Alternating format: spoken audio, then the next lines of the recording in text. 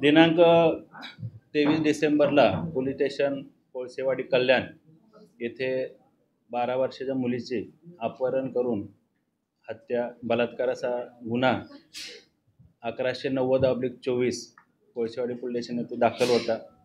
त्या गुन्ह्यामध्ये जो फरार आरोपी आहे विशाल गवळी वय वर्ष 30 राहणार कल्याण हा फरार होता। सदर आरोपीला गुन्हे शाखेचे घटक 3 चे अधिकारी श्री शिंदे PI शिंदे त्यांचे सर्व सहकारी अधिकारी API उगल मुगले आणि त्यांची टीम, त्याचबरोबर गुन्हे शाखेचे घटक 1 चे अधिकारी, घटक 5 चे अधिकारी, मालमत्ता कक्षाचे अधिकारी आणि सेंट्रल युनिटचे अधिकारी आणि त्यांची टीम या सर्वांनी मिळून त्या फरार आरोपीचा शोध घेतला, तपास केला। त्यामध्ये सदरचा आरोपी हा बुलढाणा जिल्ह्यामध्ये गेला असल्याची माहिती, गोपनीय माहिती घटक 3 च्या अधिकाऱ्यांना मिळाली। त्या अनुषंगाने सखोल तपास करून सदर आरोपीला आम्ही शेगाव येथे त्याचं लोकेशन ट्रेस केलं। त्याचं वास्तव्य आम्हाला तिथं असल्याचं तपासामध्ये निष्पन्न झालं। त्या अनुषंगाने बुलढाणा जिल्ह्याचे पोलीस अधिकारी, तिथले अंमलदार, स्थानिक पोलीस यांची मदत घेऊन युनिट 3 चे अधिकारी आणि अंमलदारांनी त्याला ताब्यात घेऊन पुढील कारवाईसाठी आम्ही त्याला कोळसेवाडी पोलीस स्टेशनला हँडओव्हर केलं होतं पुढच्या कारवाईसाठी। त्या अनुषंगाने तपासी अंमलदार यांनी माननीय न्यायालयामध्ये त्याला हजर केलं आणि त्यानं आरोपीला दिनांक 2 जानेवारीपर्यंत 8 दिवसाची पोलीस कस्टडी मिळालेली आहे। पत्नीला देखील त्यामध्ये अटक केलेली आहे।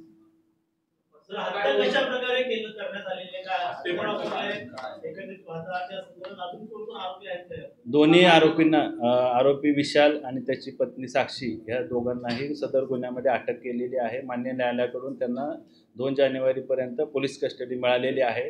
आता या कस्टडीच्या दरम्यान या आरोपींनी कशी हत्या केली, त्याचबरोबर कुठं हत्या केली, कोणतं हत्यार वापरलं, अजून यामध्ये कोणाचा सहभाग आहे का, त्या अनुषंगानं कोळसेवाडी पोलीस सविस्तर तपास करते। या विशाल गवळी या आरोपीला यापूर्वी जे जामीन मिळाले त्याला काही मेंटेनन्स सर्टिफिकेट जोडलं होतं असं कळलंय। कोणतं? विशाल गवळी या आरोपीला 2 वेळा जामीन मिळाला होता। यापूर्वी त्याच्यावर 8 गुन्हे दाखल आहेत विशाल गवळीवर। त्या अनुषंगाने त्याच्यामध्ये काय आपण म्हणतात अशी त्याची बेल ऑर्डर किंवा काय बाकीचे वैद्यकीय कागदपत्र असतील तर त्याची आम्ही तपासणी करू। त्याची दहशत त्या एरियामध्ये खूप होती आणि त्या बायका या घाबरून जातात।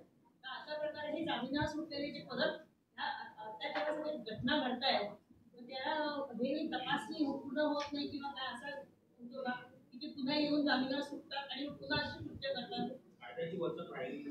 गुन्हा दाखल झाल्यानंतर स्थानिक पोलीस असतील, तपासी अधिकारी असतील त्याचा सविस्तर आणि शास्त्रोक्त पद्धतीने चांगला तपास करतात। त्याला न्यायालयामध्ये आम्ही त्याला हजर करतो, त्याच्यावर दोषारोपपत्र जे दाखल करतो। संपूर्ण तपासाची प्रक्रिया पोलिसांकडून योग्य पद्धतीने पार पाडली जाते। त्याच गोष्टी आता या 8 दिवसाचा जो रिमांड मिळालेला आहे त्याच्यामध्ये सर्व गोष्टी निष्पन्न होतील। आता प्राथमिक तपासामध्ये अद्यापर्यंत कुठली माहिती नाही। पुढची सविस्तर माहिती तुम्हाला संबंधित स्थानिक पोलीस स्टेशन कोळसेवाडीचे अधिकारी तुम्हाला देतील।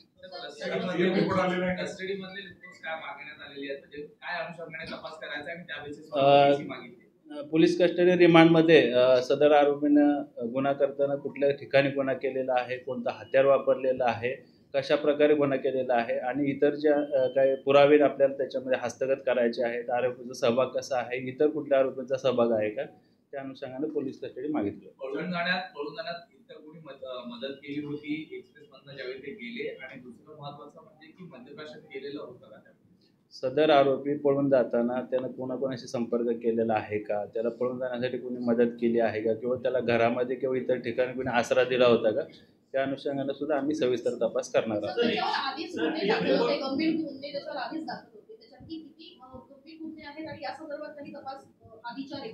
त्याच्यावर यापूर्वी 8 गुन्हे दाखल आहेत आणि त्या गुन्ह्याची सद्यस्थिती किंवा त्याबाबत इतर अधिकची माहिती स्थानिक पोलीस स्टेशन तुम्हाला देईल।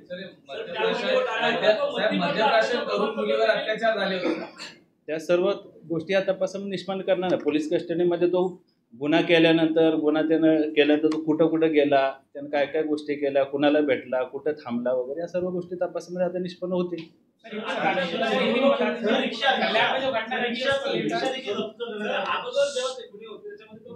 चाचणीचं प्रमाणपत्र जोडलं गेलं. तेच मी मगाशी सांगितलं की त्याच्या जे पूर्वीचे गुन्हे दाखल आहेत त्याच्यामध्ये काय बेल ऑर्डर्स असतील किंवा जे काही तपासाची कागदपत्रे असतील त्याची पण आम्ही तपासणी करू.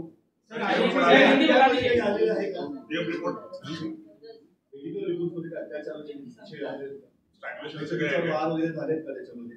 कुणाची पीडितेवरती काय वार वगैरे हा झाले? त्या गोष्टी आता सगळ्या तपासात येतील ना. जे काय हा गुन्हा संवेदनशील आहे.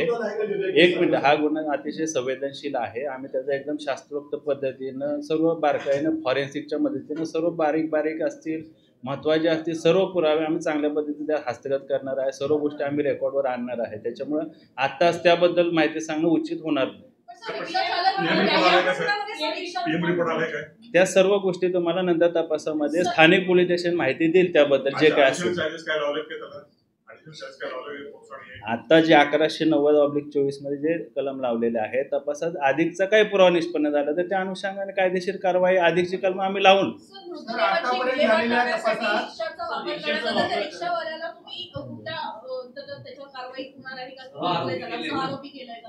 तेच मी सांगितलं की आरोपीने कुठं गुन्हा केला, कशा पद्धतीनं केला, कोणतं हत्यार वापरलं, ते मृतदेहाची विल्हेवाट लावण्यासाठी कुणाची मदत घेतली, कशा प्रकारे घेतली, कोणतं वाहन वापरलं, या सगळ्या गोष्टी आपण तपासामध्ये निष्पन्न करणार आहे.